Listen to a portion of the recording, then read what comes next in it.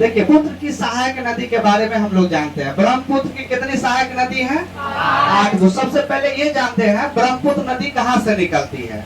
तो ब्रह्मपुत्र नदी जो है तिब्बत के मानसरोवर झील से निकलती है और अपना जो है अरुणाचल प्रदेश, भारत के अरुणाचल प्रदेश में प्रवेश करती है और असम होते हुए बांग्लादेश जाती है और बांग्लादेश से कहाँ चली जाती है? बंगाल की खाड़ी में जाके गिर जाती है। टोटल अगर बात की जाए लंबाई तो क्या बोलिएगा? 2900 किलोमीटर। अगर ब्रह्मपुत्र नदी की टोटल लंबाई बोलिएगा तो कितना है? 2900 किलोमीटर। लेकिन भारत में जो है ब्रह्मपुत्र नदी की लंबाई कितनी है? 916 किलोमीटर। अगर ब्रह्मपुत्र नदी की टोटल लंबाई तो कहिएगा 2900 किलोमीटर और भारत में कितना है? 916 किलोमीटर जो है भारत में इसकी लंबाई है। तो ये समझ गए ब्रह्मपुत्र नदी कितने देश से होकर बहती है? 3 देश से। चीन हो गया, अपना भारत हो गया और बांग्लादेश हो गया। और तीनों जगह अलग अलग नाम है। जैसे अगर तिब्बत से जब निकलती है यानी चीन में इसे क्या कहते हैं? यार्लो सांगपो। इसे क्या कहा जाता है? यार्लो सांगपो। और भारत में जो अरुणाचल प्रदेश में प्रवेश करती है वहाँ क्या कहा जाता है? दिहान कहा जाता है ना। और जब ये असम में आती है तब जाके इसे क्या नाम दिया जाता है? तब इसे ब्रह्मपुत्र नदी का नाम दिया जाता है। ठीक है। और असम होते हुए पश्चिम बंगाल होती है, कहाँ चला जाती है? कहाँ जाती है ये?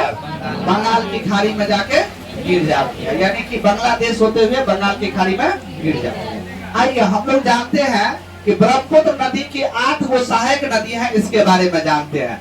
तो इसको ट्रिक से याद करेंगे। कभी कभार ये पूछ लेता है कि ब्रह्मपुत्र नदी के लेफ्ट साइड वाला नदी का नाम बताओ, सहायक नदी, और ब्रह्मपुत्र नदी के राइट साइड वाला जो है सहायक नदी का नाम बताइए। तो आप याद रखिएगा, एक ट्रिक के माध्यम से याद रखेंगे 8 नदी का नाम। 4 नदी आपको लेफ्ट साइड है और 4 नदी आपको राइट साइड है। आपको पता है कि दिल जो होता है मनुष्य के जो है आपको किधर होता है? लेफ्ट साइड में होता है ना। दिल आपको मनुष्य के लेफ्ट साइड में होता है। तो इसका ट्रिक है दिल करे धक धक, दिल करे धक धक। ये ट्रिक है। लेफ्ट साइड वाला नदी क्या है? दिल करे धक धक।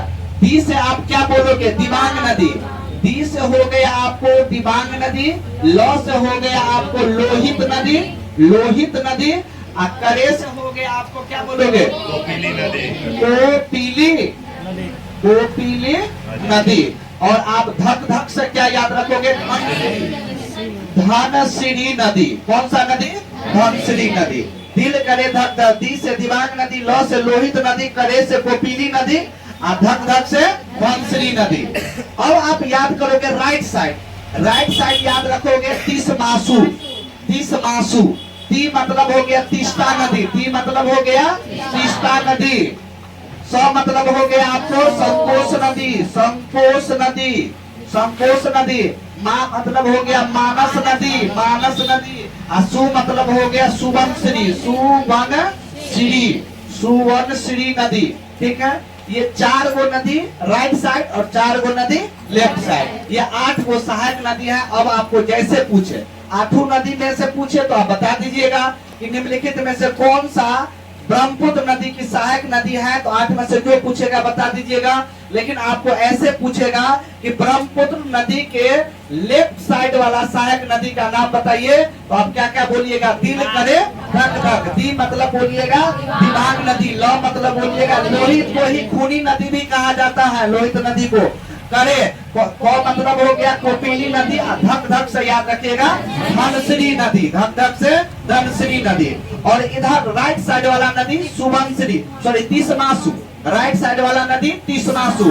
ती मतलब हो गया तीस्ता नदी, सौ मतलब संकोश, मा मतलब मानस, सु मतलब सुवनश्री नदी। तो ये था हमारा कुछ जो है सिंधु नदी के सॉरी ब्रह्मपुत्र नदी का जो है सहायक नदी। ब्रह्मपुत्र नदी टोटल 2900 किलोमीटर है, 916 किलोमीटर भारत में इसकी लंबाई है। और भारत की सबसे चौड़ी नदी ब्रह्मपुत्र नदी को ही कहा जाता है। सबसे चौड़ी नदी किसको कहा जाता है? ब्रह्मपुत्र नदी को ही कहा जाता है। और भारत में जो है जो अरुणाचल प्रदेश में ये प्रवेश करती है ब्रह्मपुत्र नदी, उसे क्या कहा जाता है?